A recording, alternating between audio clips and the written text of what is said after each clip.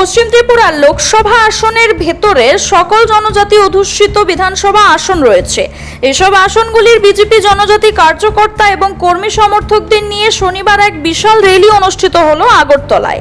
এদিন প্রথমে বিভিন্ন বিধানসভা এলাকা থেকে জনজাতি কার্যকর্তারা রাজধানী আগরতলার রবীন্দ্র শতবার্ষিকী ভবনের সামনে এসে মিলিত হন এবং সেখান থেকে র্যালি নিয়ে বের হয়ে শহরের বিভিন্ন রাস্তা পরিক্রমা করেন। এই র্যালিটি সবশেষে আগরতলা টাউন হলের সামনে গিয়ে শেষ হয় এবং টাউন হলে জনজাতি কার্যকর্তা সম্মেলনের আয়োজন করা হয়। এ সভায় মুখ্যমন্ত্রী অধ্যাপক ডক্টর মানিক সাহা, প্রদেশ সভাপতি রাজীব ভট্টাচার্য, পশ্চিম ত্রিপুরার লোকসভা আসনের বিজেপি প্রার্থী বিপ্লব কুমার দেব সহ অন্যান্য নেতৃবৃন্দ ছিলেন। এদিনের মিছিলে কয়েক শত জনজাতি কার্যকর্তা এবং কর্মী সমর্থক ছিলেন।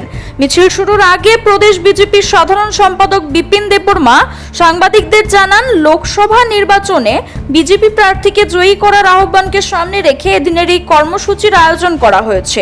পশ্চিম ত্রিপুরার লোকসভা আসনের অন্তর্গত জনজাতি ভিত্তিক সবকটি বিধানসভা কেন্দ্র থেকে কর্মী সমর্থকরা এসেছেন।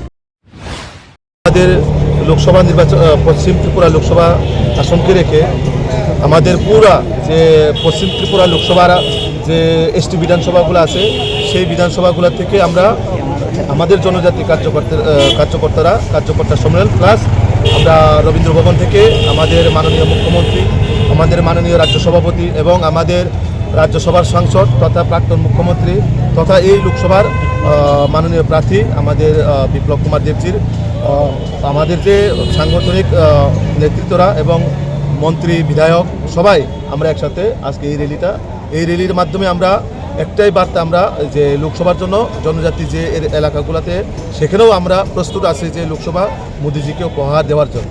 তাই আজকের এই র্যালিতে আমরা প্রদেশ বিজেপির পক্ষ থেকে এবং জনজাতি মোর্চার দুটোর উদ্যোগেই এই আজকের একটা জনজাতি কার্যকর্তা সম্মেলন প্লাস আমাদের যে র্যালিতে কতজন অংশগ্রহণ করছে? র্যালিটা এখন অবধি আমাদের কাছে যে টেন্টেটিভ আমরা প্রথম টার্গেট ছিল প্রায় 5000, তো এখন দেখা যাচ্ছে 5000-এর উপর ক্রস হবে।